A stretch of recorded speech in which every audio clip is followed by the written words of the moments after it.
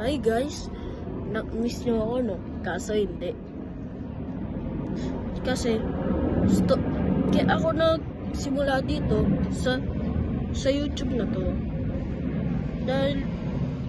Dahil gusto ko lang matulad kila Christian PH, kila James Robin, kila Creepy, yun, marami pang iba. Kaya ako nag-stop muna sa YouTube kasi marami talagang problema.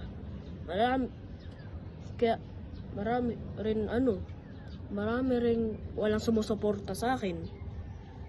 Wala rin nag-cheer sa akin. Yun. Kaya ang lungkot ng buhay ko. And ang nasa isip ko, hindi ako susuportahan ng mga viewers. Kaya, ang unti na ng mga viewers. Kaya, tsaka, ang pangit ko rin mag-edit. Paano ako susuportahan? Dahil, sobrang pangit ko mag-vlog. Yun. Kaya, ang unti ng viewers ko. Ayun lang ang dahilan kung bakit ang unti ng viewers ko. Di tulad dati, ganado ako mag-vlog. Ngayon, parang nagbago ang lahat. So, magpapatuloy pa rin ako sa vlog.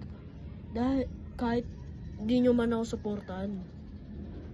Kasi, okay ako naman kasi beginner pa talaga ako dito eh. Nagsimula yung 1 year, nawala ako sa YouTube. 1 year, nawala akong YouTube.